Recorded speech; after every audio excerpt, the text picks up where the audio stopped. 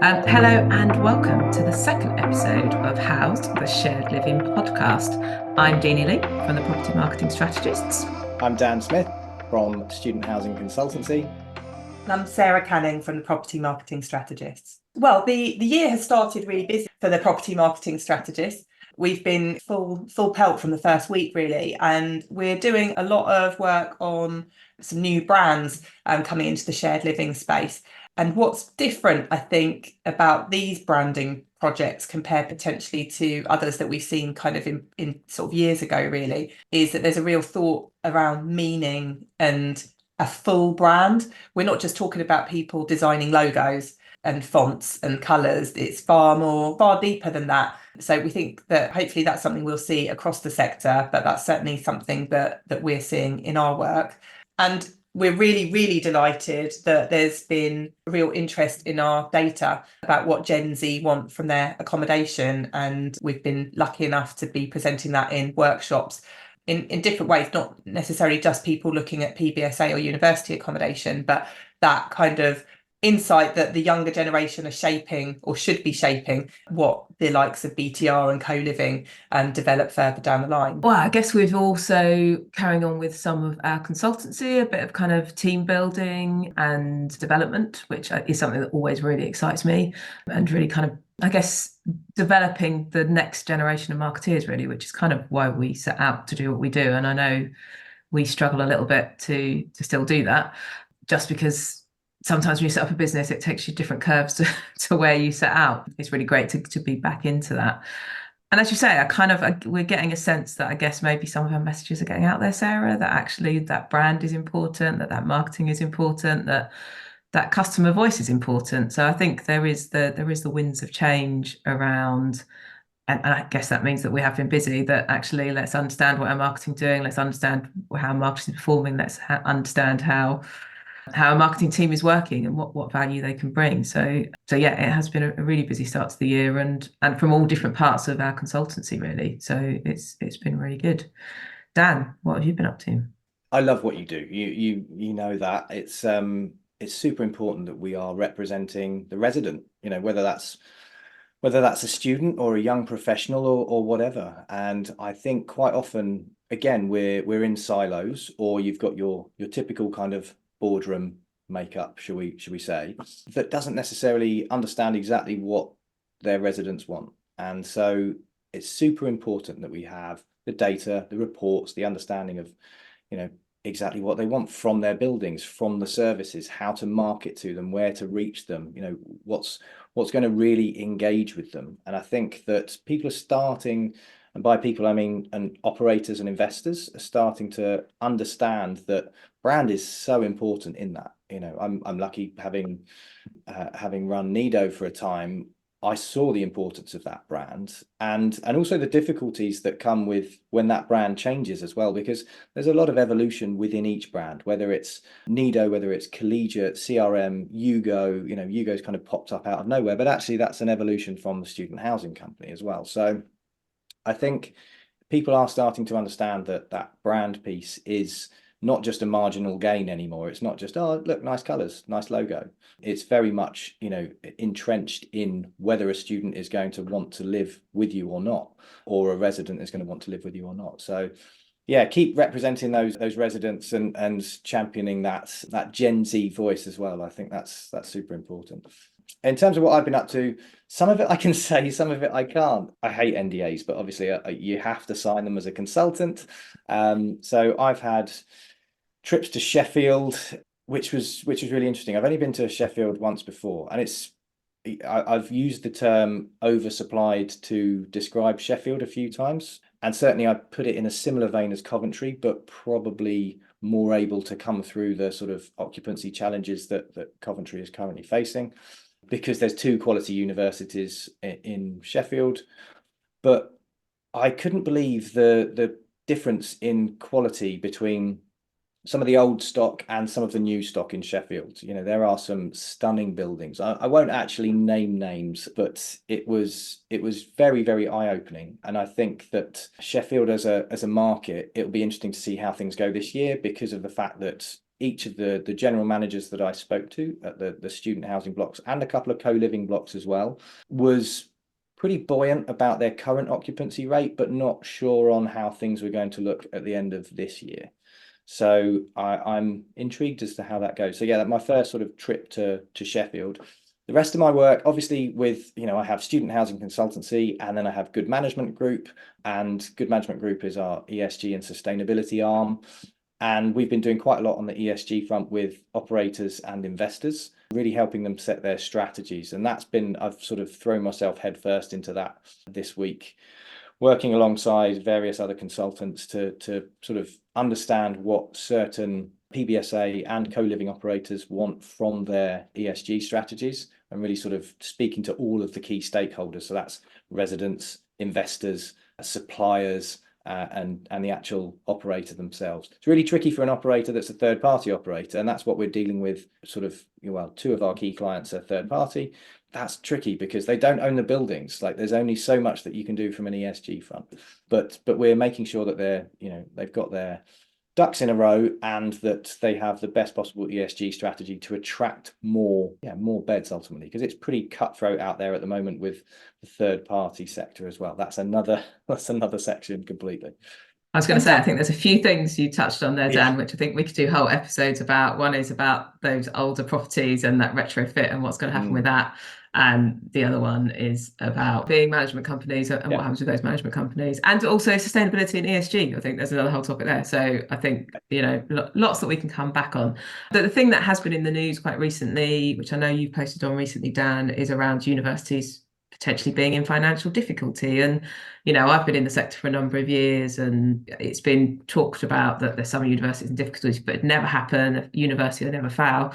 Is that going to change? Like, what's your view on it? Can it change? It certainly can't change right now. Not with the government electioneering and the Labour Party not wanting to talk about their manifesto at all. They're sort of adopting a wait and see policy. And I don't blame them for that, because ultimately what needs to happen is that we need to raise tuition fees. There's no doubt about that. In real terms, universities are losing £2,000 a year on a domestic student. So it's no wonder they're going after the international students. And that's just not sustainable at all. I've been looking at the financial reports of all universities, which is quite painful, but in particular the tier 2 universities. And it's pretty concerning. There's a lot of losses. You look at how much they're all trying to save, and some of them are being quite open about the fact that they need to save Coventry came out and said they need to save upwards of £80 million over the next 2 years. And they'll do that by voluntary redundancies in the first place, but potentially compulsory redundancies at some point, getting rid of certain courses, maybe selling off some of the estate. And it's not just Coventry. I think, I'm definitely guilty of talking about Coventry as one of the more challenging markets more consistently than others. But there's Huddersfield. University of Brighton came out and said that as well. And then York University have come out quite recently and said, we're actually going to lower the grade boundaries for international students for each of our courses, because we need more international students than we do domestics. And the reason for that is to balance the books. Now, for York University to be saying that is pretty concerning. It means that this sort of the cancer of underfunded universities is spreading to the Russell Group, and ultimately it's going to mean that continues. Now, it's not surprising given that they're making such a loss. We haven't raised tuition fees for 10 years or so. So it's not really surprising that the universities are struggling in that sense. But the first thing that they need to do is get their house in order and make sure that they are as lean as they possibly can be, because the government in particular, this current government, are going to go after them and say, hey, look, you're too fat in terms of the amount of people that you have, the amount of courses that you've got, etc. Let's trim the university sector down. I don't think that's the approach that Labour will take, but we'll see what they say. But either way, this is definitely the right opportunity for universities to trim down a bit. Now, I do think that that's going to cause a bit of uproar later in the market when some of these redundancies have to go from voluntary to forced redundancies. There will be uproar. There will potentially be strikes again. Who knows? Hopefully that doesn't come in and around exam time, but we'll see. And these measures could be a bit more stringent than last time, because you won't and these strikes could be worse than last time, because you won't have the guidance from this current government, because they're not going to turn around to students right now and say we're going to raise tuition fees, because they would lose the entire student vote. And you're not going to get that from Labour either, because exactly the same thing would happen. Students would, even shock horror, desert Labour. So yeah, the universities right now have no guidance from government. They have very little money coming in terms of tuition fees, and that is now starting to spread to the Russell Group. So it's going to be a really challenging year. I would expect some estate sell-offs. So, and I'm already speaking to a couple of universities who are starting to evaluate their student housing strategy. And I won't and can't mention those, but there will definitely be some universities that need to sell off certain parts of their estate.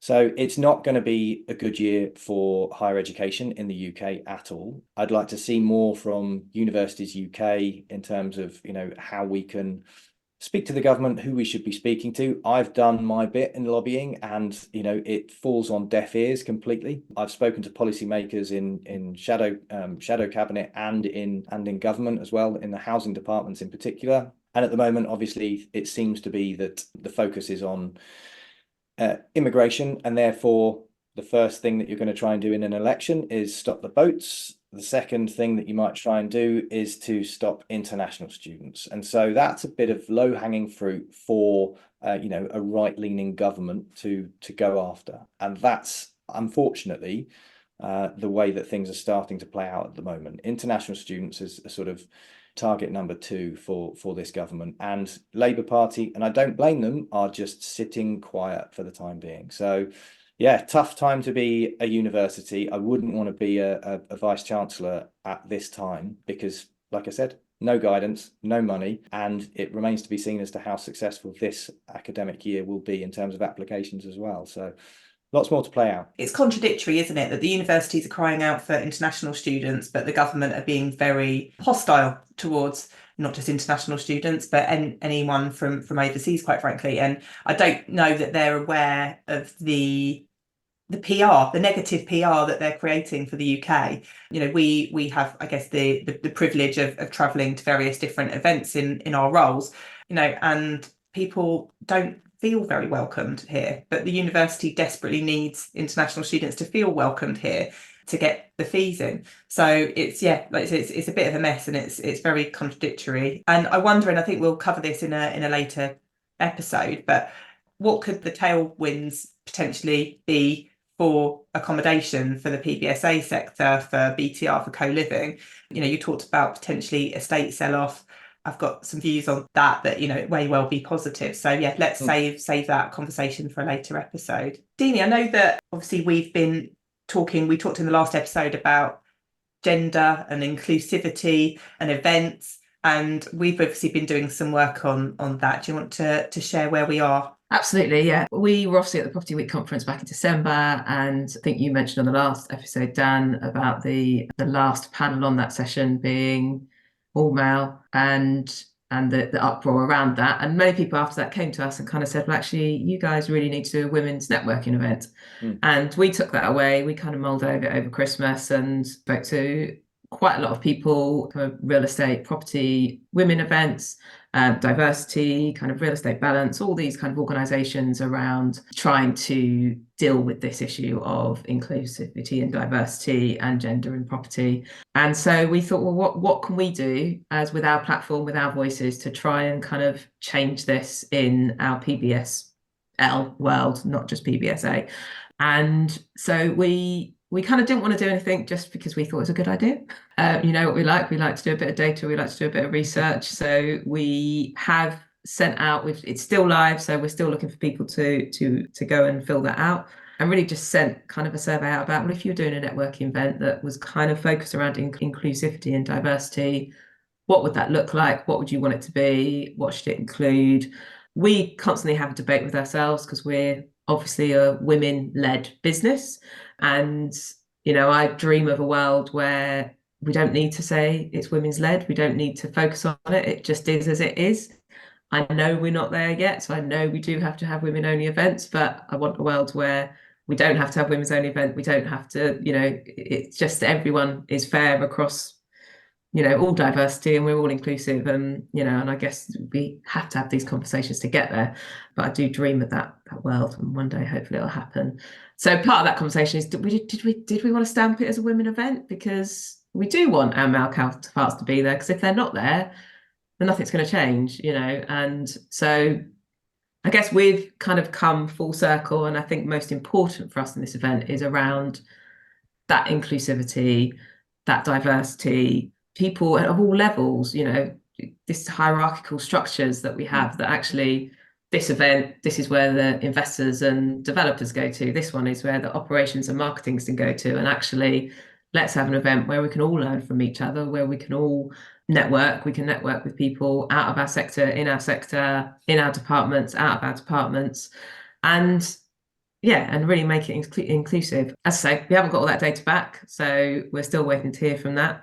I think one thing that is becoming apparent from that whilst I know sometimes we talk about a sector that, we are rebalancing gender, and that is a positive thing. I think diversity, we still have a massive issue in, and I think that is coming through from the survey results that we've got already.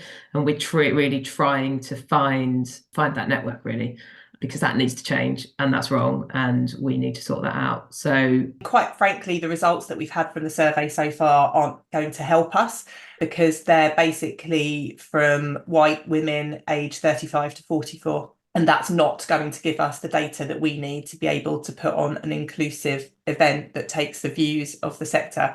So anyone that's listening or has a voice or has a network, we'd really love more people to complete that survey, because otherwise we're going to be kind of feeding the problem by putting on an event that's based on the views of a very specific part of the sector. So we'll keep you updated. Once we've got some meaningful data from it that we feel is representative of the sector, then we will, of course, share it. And whatever event that we decide to put on will be representative of those findings. We're not going to start putting events on as a regular thing, because there's loads and loads of organisations that do it brilliantly. But we did think, well, what if we could put one event on that puts all the right people in the right room, and then all of these brilliant organisations that lead the way in diversity and inclusion, they can be there, and our network can hopefully find those groups. What we did learn from talking to all of these brilliant diversity and inclusive groups is they're very focused either on construction or real estate. We did touch on this in the previous episode.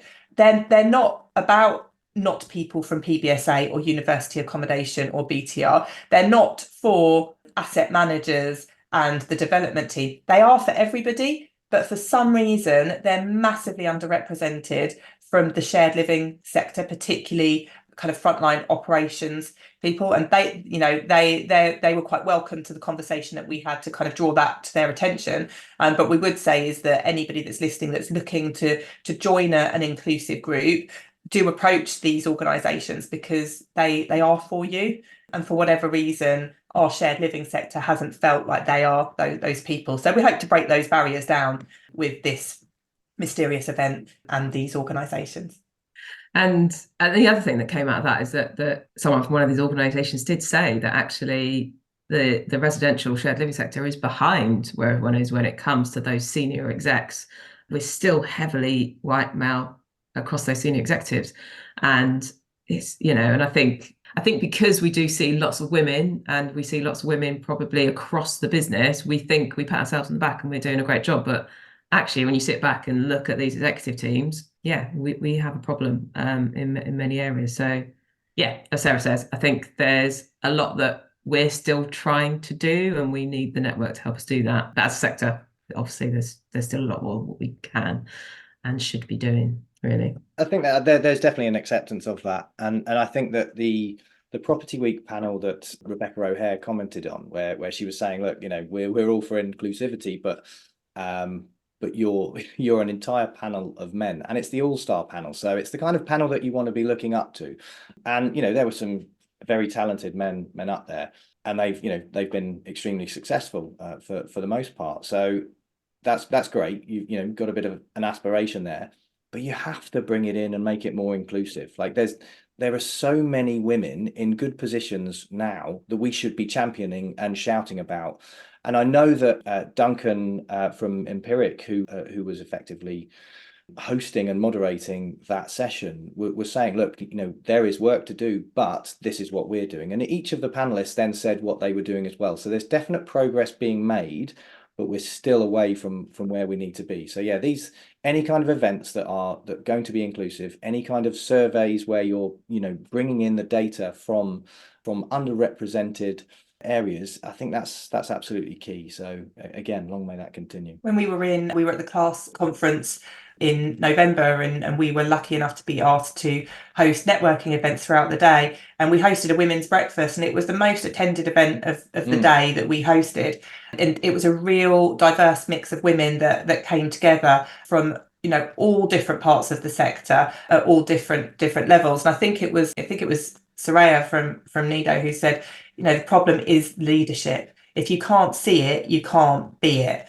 And I think that's the difficulty, is that, you know, talking about, in inverted commas, an all-star panel, there are senior women out there and somebody didn't look hard enough for them, you know, and that's the truth, is that the men in the senior positions are louder, and if there's a tradition, you know, they're potentially, you know, repeat conference panelists, so they're quite easy to pick off. So, you know, they're there, but I think the sector just needs to try a bit harder.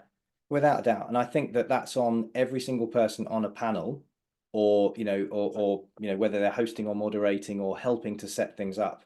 I think it's on us to champion that inclusivity as well. So, you know, making sure that there is good representation across as many areas as you possibly can, as many demographics. I think that's absolutely key. It can't just be that, you know, 60-year-old white guy in a boardroom. And I do think we're moving away from that, but we need to accelerate that for sure, and bring about that change a lot sooner.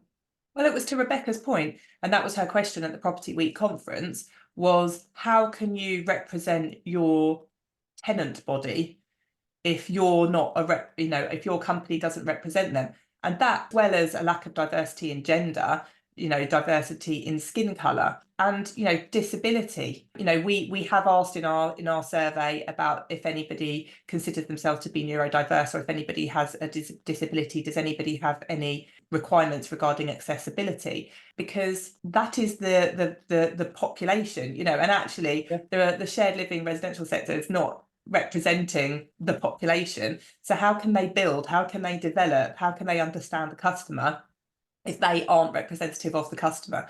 And that's potentially where we see a lack of diversity in thought and evolution and innovation. It's got to come from the top. Completely agree. Still lots of work to do. And so, Sarah, we've recently launched our latest Youth Forum research on marketing, about how students engage with marketing. And I think, you know, obviously we're marketeers, it's our specialist subject, and we found it fascinating. I think we found it surprising what we found. Yeah, I mean, with our Youth Forum, it's quite short, sharp surveys and then focus groups, and we just try and hit on kind of really current issues that can really help the sector develop and evolve. And we've been doing this for a couple of years, but we hadn't done marketing yet. So we wanted to find out how students engage with content, what channels they use, how they search for accommodation. And we'll be releasing the full report, and we have got sound bites available from those focus groups. But it's not as out there as you'd expect. Instagram still is the key channel that students engage with over TikTok. And even this morning, I've seen people talking about how popular TikTok is, but students still are enjoying using Instagram. I think the caveat to that is Gen Alpha, I think, will flip that, and TikTok will probably reign supreme over Instagram, but certainly for the moment it is. And, you know, another highlight is that need and want for user-generated content. They don't actually want to see beautifully dressed posed pictures of rooms. They want to see how people are using them. And, you know, I guess the process that we're seeing is Google search for student accommodation in X city. They'll then go to a website, and it may well be a PBSA operator's website.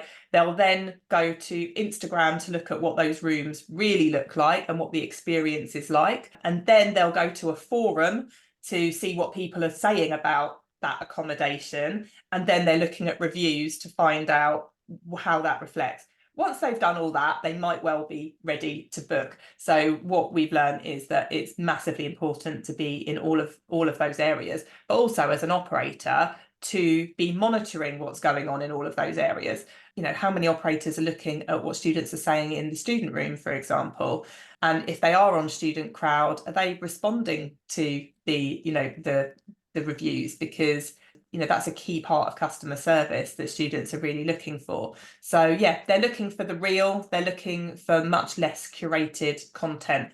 So yeah, that's the highlights really. But yeah, do make sure that you look up the full report, because it could really influence marketing in student accommodation and beyond. I saw that from Gareth Duffin this morning, wasn't it? Talking about TikTok. And incidentally, Gareth Duffin's podcast, Know Your Shift, is very focused on shared living, PBSA, and various other sectors too. Well worth a listen. But yeah, really interesting to see that he's putting things out there on TikTok. Who knows? Maybe it's something that we'll try. But I've also seen the likes of Harris Associates sort of marketing PBSA buildings for sale using the likes of TikTok, or taking a very different approach to the sort of typical commercial sales agencies as well. So yeah, it's really fascinating to see how social media in particular is used through the entire life cycle of a PBSA. But yeah, I think it's always Instagram will stay for quite some time, I think, but I'm sure the market share of TikTok will creep up. So that's going to pose a bit of a headache for some operators to create that video content and make sure it's engaging and not just your typical dull like 360 of a room or whatever it might be. There's really good opportunities to be a bit more creative, a bit more innovative with your content. So some exciting marketing projects coming up, I'm sure. So that, I think, wraps up episode 2 for us. Thanks very much for listening. Let us know what topics you want us to cover. This is very much your podcast as much as it is ours. So we want to make sure there's plenty of engagement from all areas of the shared living sector. Do please get in touch. Do want to cover as much as possible. Thanks ever so much, and we'll catch you soon for episode 3.